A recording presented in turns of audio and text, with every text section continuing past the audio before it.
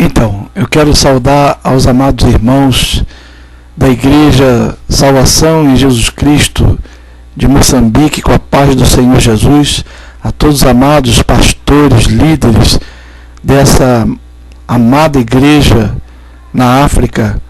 Eu quero desejar que Deus possa continuar abençoando rica e poderosamente em nome de Cristo Jesus. Eu espero que o primeiro vídeo tenha alcançado êxito e abençoado poderosamente o entendimento, a visão, a vida de cada amado pastor e líder em nome de Cristo Jesus. E agora eu quero dar sequência a esse nosso estudo acerca do sustento ministerial, dos dízimos, da oferta, e falar um pouco sobre a igreja primitiva, sobre como Jesus entende que deve acontecer o sustento do ministro, e como nós estamos hoje distantes desse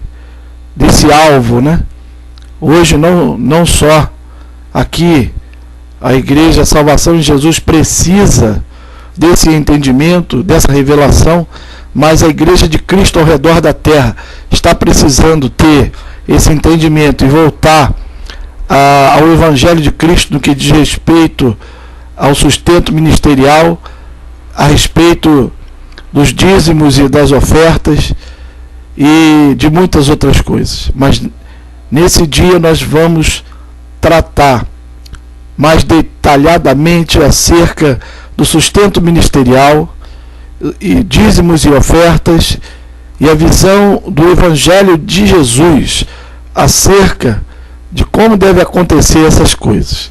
Eu quero compartilhar com os amados irmãos algumas passagens antes de começar a falar. Uma das passagens que eu gostaria de deixar para os amados nesse momento é o que está em Mateus, capítulo 9, a partir do versículo 9 em diante, que trata sobre a vocação de Mateus. E diz assim a palavra do Senhor: passando adiante, Jesus viu assentado na coletoria um homem chamado Mateus, e lhe disse: segue-me. Ele se levantou e o seguiu. Enquanto Jesus estava jantando na casa de Mateus, chegaram muitos cobradores de impostos e pecadores e sentaram-se à mesa com Jesus e seus discípulos.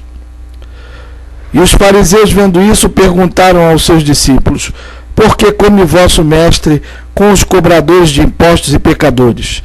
Jesus, porém, ouvindo isso, disse: não necessitam de médicos os sãos, mas sim os doentes. E aprendeu o que significa: misericórdia quero e não sacrifícios, pois eu não vim chamar os justos, e sim os pecadores ao arrependimento. Amém? Até aí. Pois então, amados, nós vimos aqui uma passagem tremenda, maravilhosa, e que expressa a velocidade com que alguém pode dizer sim a Jesus e deixar tudo para o seguir. Mateus, Levi, foi um exemplo de obediência ao Senhor, quando o Senhor simplesmente passou por ele e disse: segue-me. A Bíblia não diz que houve uma conversa, não houve um diálogo, não houve resistência nem hesitação por parte de Mateus.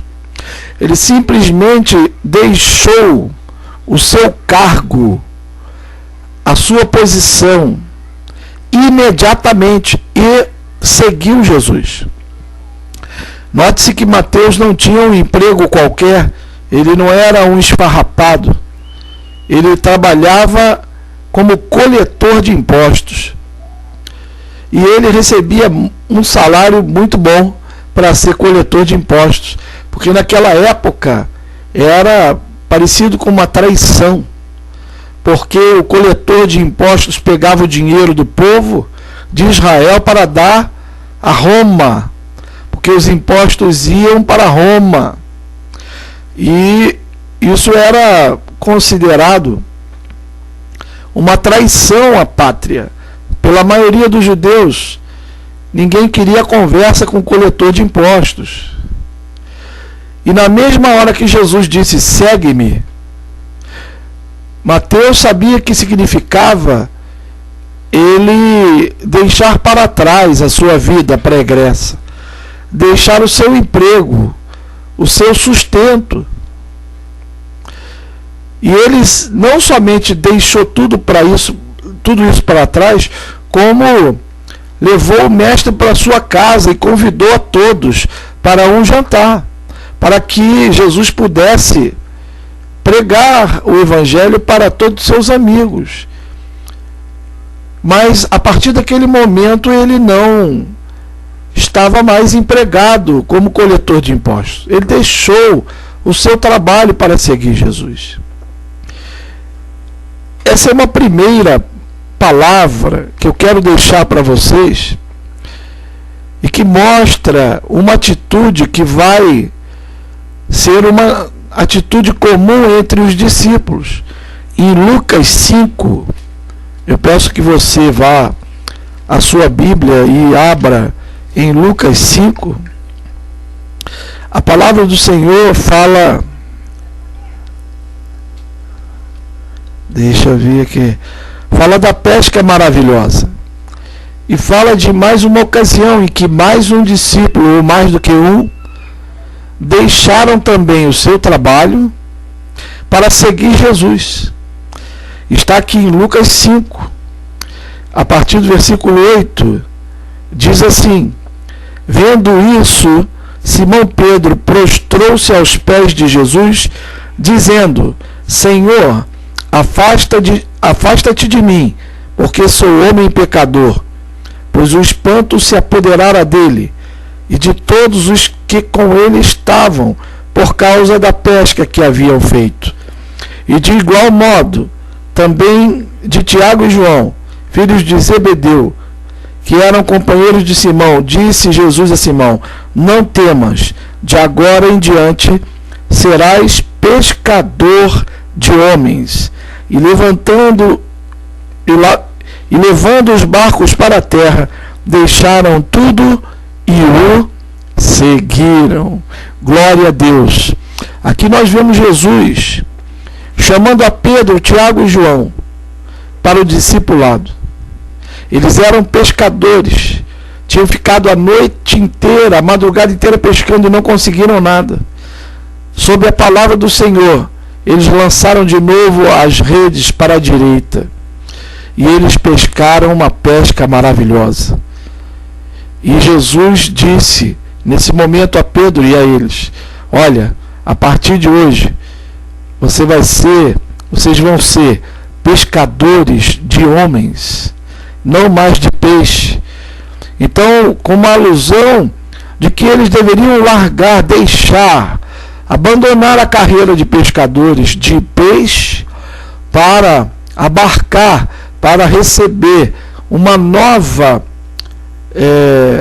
habilidade, um novo ofício, que era de ser pescadores de homens. Amém? O próprio Jesus trabalhou como carpinteiro até os 30 anos, mas depois deixou esse ofício e passou a pregar a palavra. Foi batizado, foi para o deserto e a partir dali em diante ele não trabalhou mais como carpinteiro, ele não permaneceu no seu ofício e que aprendeu do seu pai e que dava para ele o recurso para ele sobreviver, mas ele passou a pregar o evangelho de Deus, o reino de Deus. E não somente ele, mas os seus apóstolos também foram chamados para andar da mesma maneira. Quando nós vemos aqui em Lucas 8, nós vamos compreender que maneira foi essa que Jesus passou a caminhar e que os seus discípulos também passaram a caminhar. Em Lucas 8, a partir do versículo 1, a palavra do Senhor diz assim: depois disto, andava Jesus de cidade em cidade e de aldeia em aldeia, pregando e anunciando o evangelho do reino de Deus. E os 12 iam com ele. Veja só. E também algumas mulheres que haviam sido curadas de espíritos malignos e de enfermidades. Elas também o acompanhavam. Acompanhavam a Jesus e seus discípulos. Maria, chamada Madalena, da qual saíram 7 demônios. Joana, mulher de Cusa, procurador de Herodes. Susana e muitas outras, as quais o serviam com os seus bens. Amém? Olha só que coisa maravilhosa acontecia aqui. Jesus e seus discípulos caminhavam de cidade em cidade pregando e anunciando o evangelho do reino de Deus. Em primeiro lugar, não haviam templos. Haviam sim sinagogas, mas Jesus, ele não ficou estabelecido numa sinagoga e passou a pregar ali e seus discípulos estarem ali. Mas ele andava de cidade em cidade, pregando e anunciando o evangelho do reino. E por isso seus discípulos também tinham que o acompanhar, o seguir, aonde quer que ele fosse, aonde quer que ele estivesse. Eles dormiam aonde Jesus estava, acordavam, comiam juntos, compartilhavam o pão, as situações, as circunstâncias. E de forma maravilhosa, os discípulos o seguiam. Várias pessoas. E aonde quer que Jesus parasse, todos paravam. Quando era hora de almoçar, era hora de todos almoçarem. Quando era hora de ceiar, de jantar, todos ceiavam. E como havia possibilidade de que alguém tivesse um emprego fixo, local, tivesse preso a um compromisso que não permitisse que eles se movessem, que eles caminhassem, que eles fizessem a obra do Senhor. Impossível. Por isso Jesus, quando chamava para o seguir, as pessoas deveriam estar prontas a deixar os seus compromissos, a deixar os seus trabalhos, a sua casa e até a sua família, para poder o servir, para poder o seguir. E aqui nós vemos que Jesus ia com os seus discípulos, que eram os 12, e mais outras pessoas, e várias mulheres acompanhavam Jesus nessa caminhada. E mulheres, olha só, Maria, chamada Madalena, Joana, mulher de Cusa, procurador de Herodes, Susana e muitas outras. Várias mulheres casadas, que tinham família, que tinham marido em certas posições de importância, deixaram tudo e seguiram Jesus. E aí a Bíblia nos relata que coisa maravilhosa, como acontecia para que todo esse grupo pudesse estar viajando, pousar em alguns lugares, comer. Olha o que a palavra do Senhor nos revela. Aqui no versículo 3, do capítulo 8 de Lucas, diz que essas mulheres e muitas outras serviam a Jesus, os seus discípulos, com os seus bens. As mulheres que andavam seguindo Jesus serviam a Jesus e aos discípulos com os seus bens. Deixaram suas casas, suas famílias, seguiram Jesus e apoiavam Jesus no seu ministério. Não só com o serviço, com o trabalho do dia a dia, com a comida, com as roupas, mas de forma especial com os seus bens. Elas financiavam a caminhada de Cristo na terra. Meu Deus do céu, que coisa maravilhosa! Mas essa foi uma época em que a igreja não tinha templos, não tinha sedes, e Jesus e seus discípulos andavam pregando e ensinando o evangelho do reino. Por isso, quem estava com Jesus era uma equipe missionária.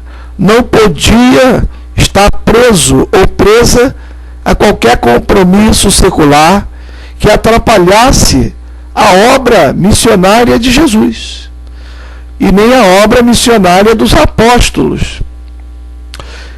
Essa é uma condição que fica clara na palavra do Senhor, no Evangelho de Cristo, no que diz respeito ao procedimento que Jesus tinha. A estratégia que o Senhor deu para a sua igreja primitiva foi que não tivesse templos, foi que estivesse andando, ensinando e pregando o Evangelho. E por isso, quem o seguisse não podia ter uma limitação, um compromisso que pudesse atrapalhar a pregação e o ensino da palavra. Eles andavam de lugar em lugar, pregando, evangelizando, expulsando demônios. Assim andava a igreja na época de Jesus, quando Jesus discipulava os seus primeiros discípulos. Mas nesse momento, Jesus dizia: olha, vocês não podem trabalhar e me servir. Ou serve a Deus ou serve a Mamon. Aquele que não tiver apto a largar todas as coisas por amor de mim, esse aí não é digno do reino de Deus, né? Isso Jesus falou em várias ocasiões. Em várias ocasiões. Agora, como se dava o sustento de Jesus e dos seus discípulos? Aqui está dizendo que as mulheres que foram libertas, que foram curadas, os serviam com os seus próprios bens. Quem tinha bens e andava com Jesus, colaborava com a obra, servindo a Jesus com os seus próprios bens. Havia uma bolsa onde Jesus guardava os valores. Essa bolsa, nós sabemos que no tempo de Jesus ficava a cargo de Judas, que se manifestou como traidor, como ladrão. Ele é quem administrava o recurso de Jesus e dos discípulos. Quando Jesus falava: olha, vai lá naquele lugar, vê isso aí para mim, compra o pão, fala isso. Judas administrava o dinheiro da bolsa. Quando nós olhamos para a palavra, naquele momento em que Maria derrama o perfume aos pés do Senhor Jesus, quebra aquele vaso e derrama nardo puro aos pés de Jesus como adoração, Judas exclama: poxa vida, esse perfume é muito caro e a gente podia vender e dar para os pobres. E Jesus o repreendeu e disse: não, os pobres você vai ter sempre. os pobres não vão terminar. Ela fez isso para me honrar, porque ela sabe que eu vou morrer. Ela preparou esse perfume para me ungir, para o meu sepultamento. Mas Judas, como quem tomava conta da bolsa, reclamou, porque era um preço alto aquele perfume, aquele nardo que foi colocado aos pés de Jesus. E ele estava de olho naquele dinheiro, porque a Bíblia diz que ele era ladrão. Mas havia uma bolsa, havia uma finança. E essa finança, como é que ela era feita? Se Jesus não trabalhava secularmente, se os discípulos tinham largado os seus ofícios para seguir Jesus, que tipo de dinheiro tinha ali naquela bolsa? Quem era que colocava o dinheiro ali na bolsa? Com certeza, aquela bolsa era uma bolsa em que as pessoas que eram curadas, que eram tocadas no seu coração, chegavam e ofertavam no ministério de Jesus Cristo e dos seus discípulos. E várias pessoas curadas, libertas de demônios, abençoavam a obra do Senhor, ofertando ali com Jesus, dando o seu dinheiro, dando a sua oferta, para que os discípulos continuassem seguindo, fazendo a obra de Deus. Era assim que Jesus caminhava, era assim que os discípulos caminhavam. E os próprios discípulos que estavam o seguindo, que tinham posses, chegavam junto e colaboravam com a obra de Deus, dando suas ofertas.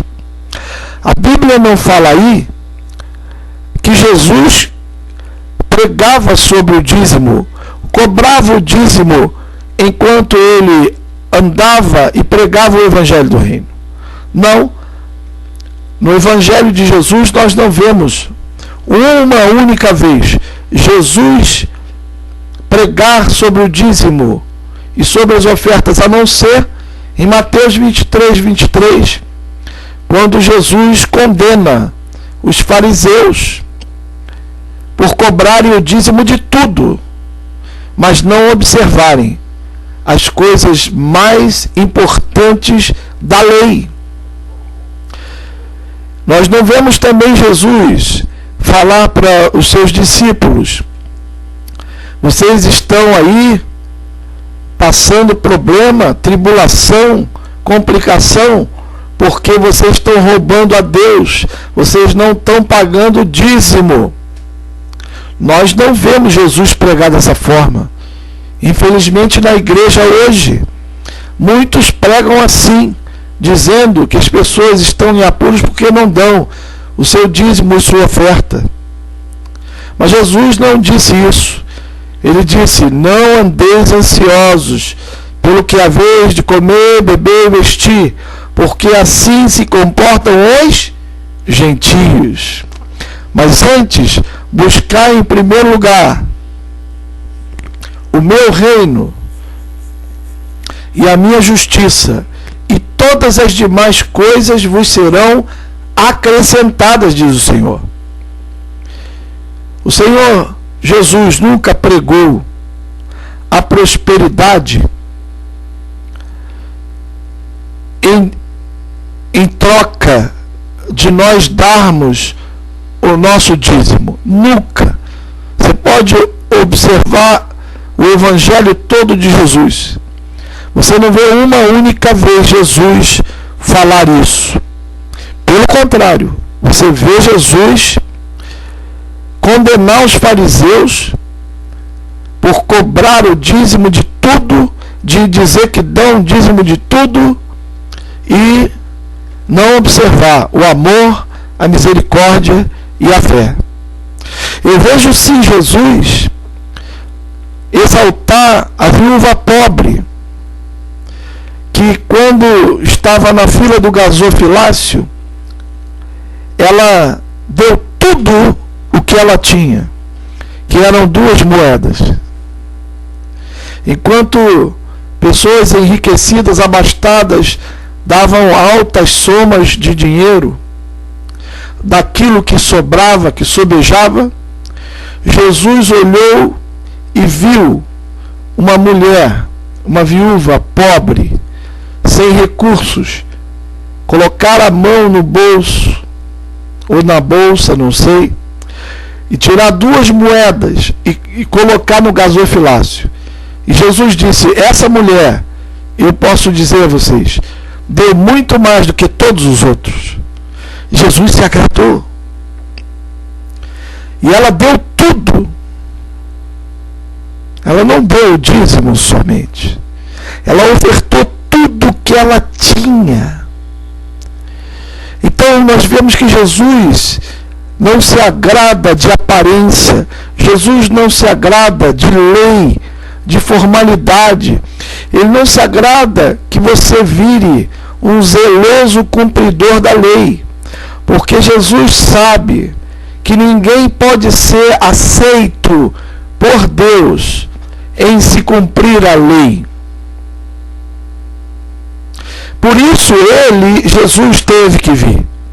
Porque os homens não poderiam agradar a Deus por cumprir a lei. A lei veio para ensinar para o homem que ele não podia ser aceito por Deus por cumprir a lei, porque ele era imperfeito, não podia cumprir toda a lei. Era para que o homem percebesse que não cumpria a lei, que não poderia cumprir a lei, e que ele se arrependesse desse mal, de tentar ser perfeito diante de Deus, enquanto o homem não tem essa capacidade. A lei foi colocada por Deus para mostrar para o homem que o homem não podia ser perfeito diante de Deus, diante da lei de Deus. E o que Deus queria era que ele se arrependesse, que ele confessasse e que ele aceitasse, recebesse a salvação de graça por meio do sacrifício de Jesus na cruz do Calvário. E o sentimento que os fariseus tinham e cobravam do povo era que eles tinham que ser perfeitos em tudo, inclusive no dízimo e nas ofertas. Então eles ficavam zelosos de cobrar o dízimo e as ofertas, para dizer diante de Deus que eles tinham algum mérito. E isso não agrada a Deus de forma alguma. Mas o que agradou a Deus, o que agradou a Jesus, quando viu aquela viúva pobre, foi ver o desprendimento que ela tinha em relação àquele recurso. O quanto ela colocou Deus acima da necessidade material dela. Porque ela não tinha nada, ela tinha muito pouco. Mas o pouco que ela tinha era o seu tudo. E ela deu tudo para Deus em adoração. Outra coisa, aquela viúva adorou a Deus quando deu tudo que ela tinha, aquelas 2 moedas.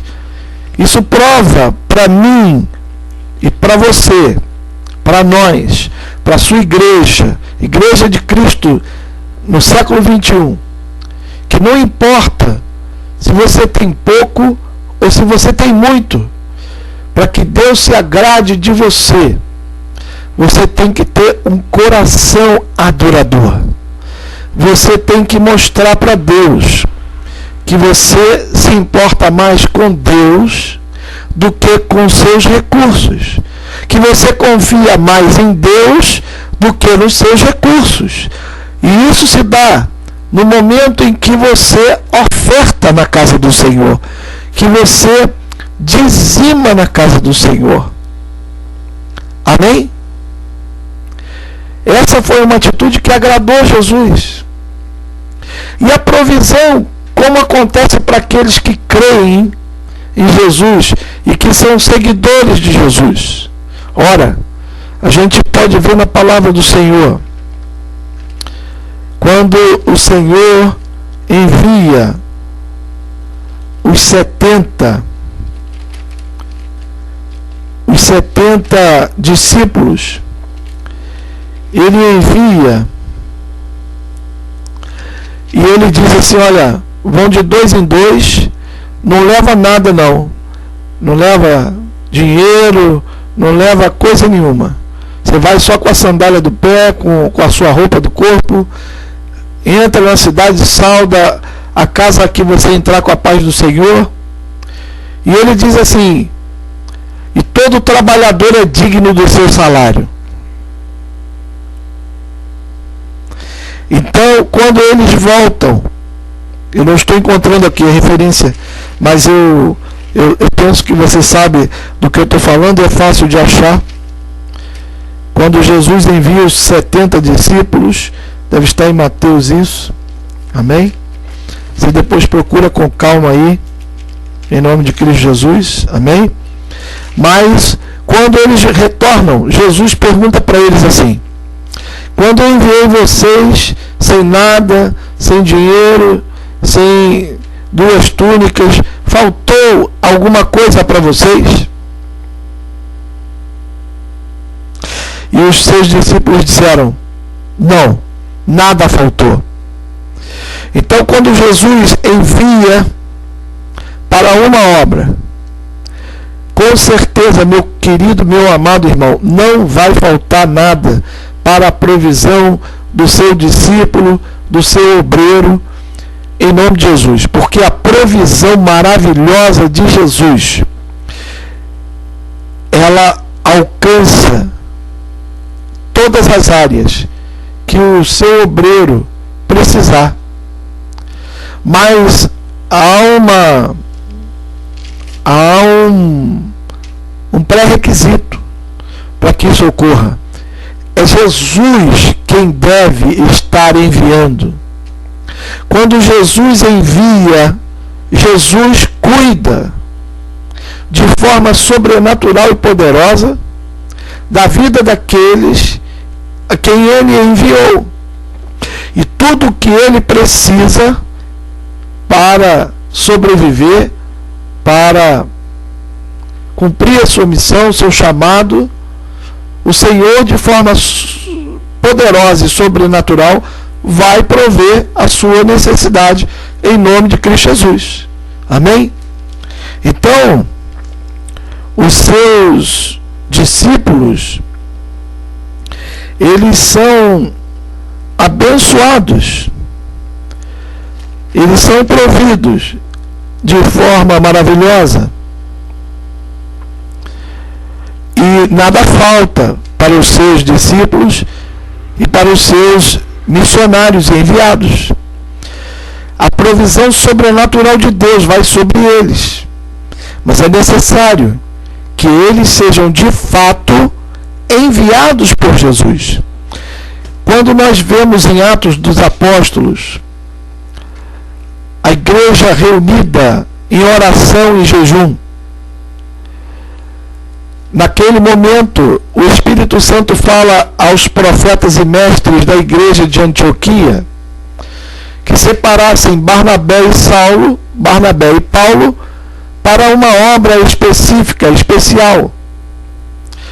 E eles ali então oraram e colocaram as suas mãos sobre Barnabé e Paulo e os enviaram. Se nós formos acompanhar a saga de Barnabé e Paulo nas suas viagens missionárias, nós vamos ver que Barnabé e Paulo passaram por muitas coisas. Eles foram missionários de Jesus. Eles viajaram de navio, de barco, a cavalo, a pé, passaram por problemas, foram apedrejados, sofreram várias vicissitudes, vários problemas, mas a Bíblia diz que Deus tinha um compromisso com eles. Eles dormiam em algum lugar, eles comiam alguma coisa, eles vestiam alguma coisa, e eles tinham recursos para fazer a obra. Amém?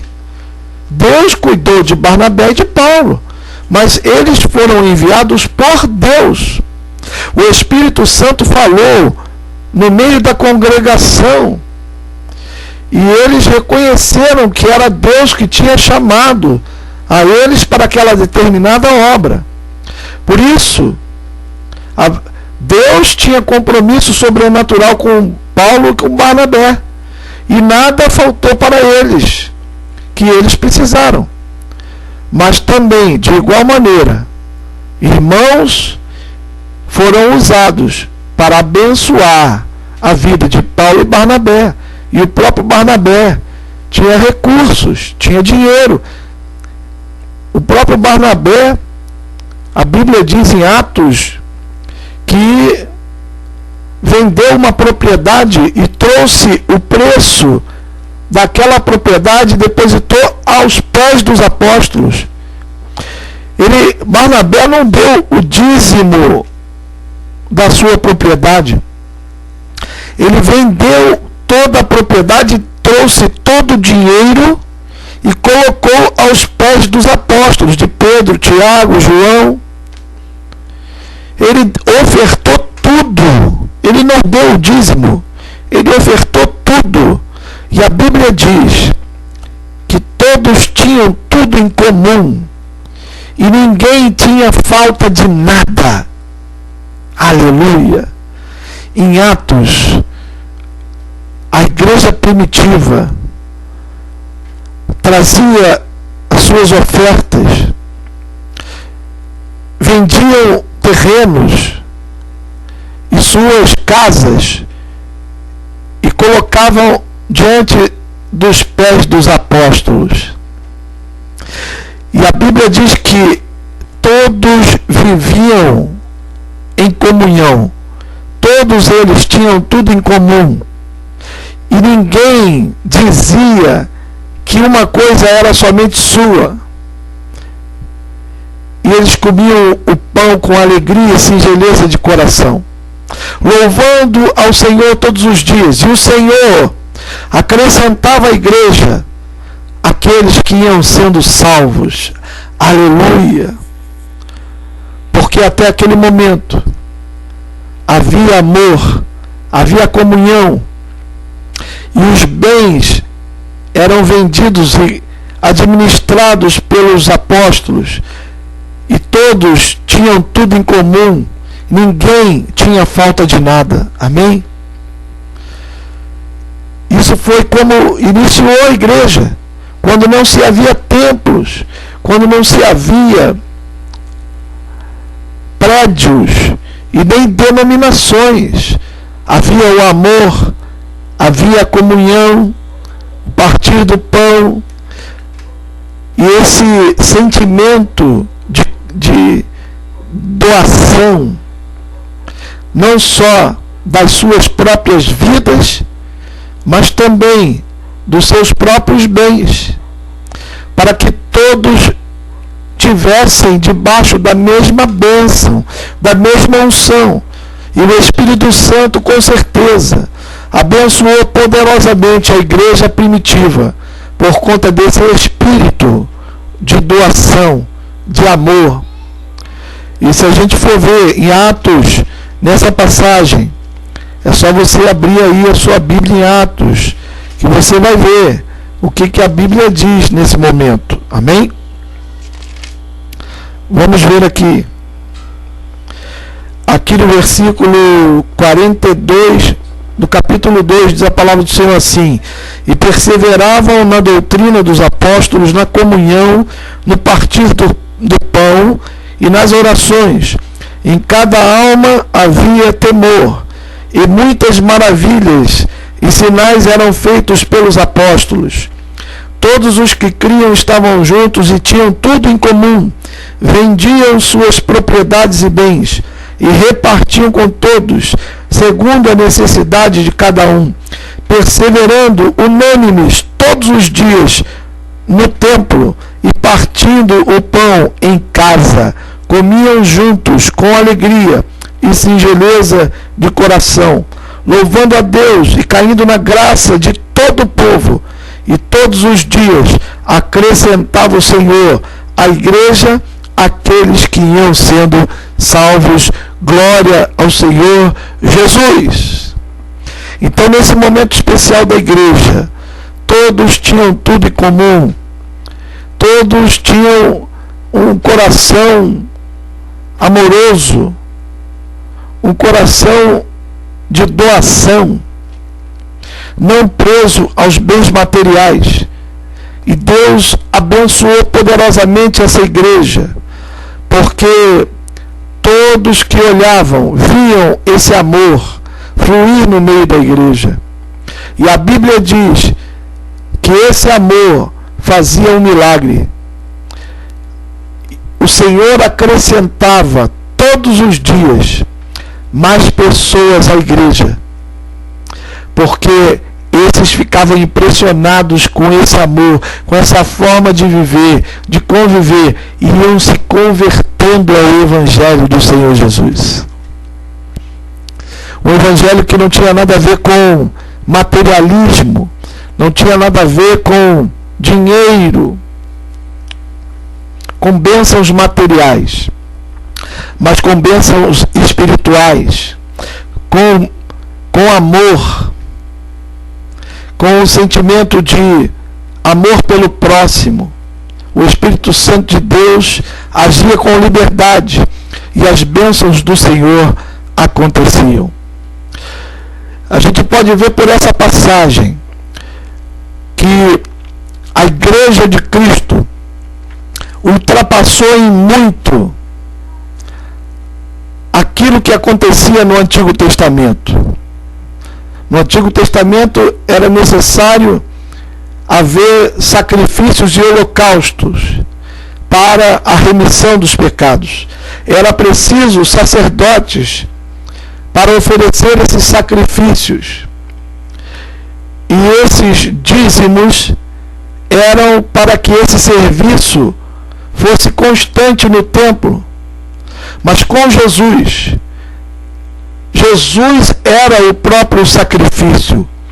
Ele se deu uma vez por todas para tirar, para remir o pecado de todo aquele que cresce no seu nome e na sua obra na cruz do Calvário. Não havia mais necessidade de haver sacerdotes oferecendo sacrifícios de animais, derramamento de sangue, para haver remissão de pecados. E por isso não tinha aquele trabalho sacerdotal no templo mais. Não havia mais levitas que não tinham parte no povo de Israel para se dedicar única e exclusivamente a esse trabalho. Então, não havia a cobrança de dízimo nas igrejas, na igreja primitiva. Não havia isso. Mas a igreja primitiva superou em muito essa visão. Porque Barnabé e outros vendiam seus próprios bens, suas próprias fazendas, para colocar aos pés dos apóstolos, que não ofereciam sacrifícios nem holocaustos, e nem diziam que faziam isso em troca de alguém dar o dízimo e a oferta. Não. Voluntariamente, Barnabé pegou, vendeu a sua fazenda e trouxe e ofertou tudo aos pés dos apóstolos. A visão do dízimo tinha ficado para trás. E agora a igreja vivia nas bases do amor, da doação, da abnegação. Assim assim a igreja começou. Agora nós vamos, a partir de agora, meditar em outra fase da igreja.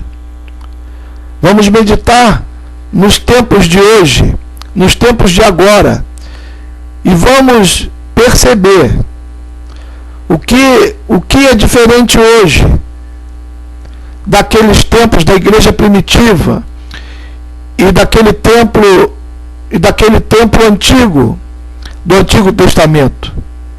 E vamos ver o que Jesus e o seu Evangelho nos diz acerca do sustento ministerial e de como a igreja do Senhor deve caminhar na questão dos dízimos e das ofertas. Amém?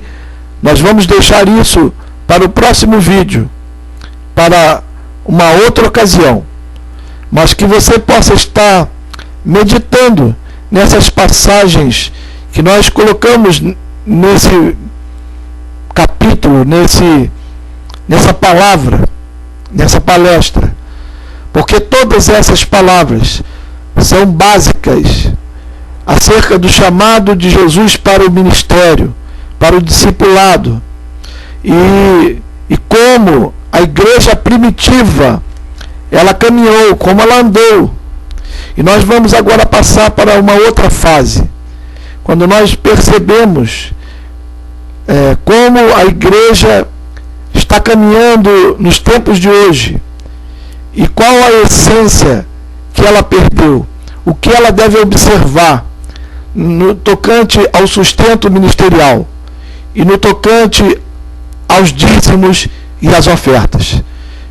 Eu espero que Deus possa abençoar poderosamente a vida de cada um de vocês. E nós estamos só começando. Que Deus possa abençoar rica e poderosamente, em nome de Cristo Jesus. Amém?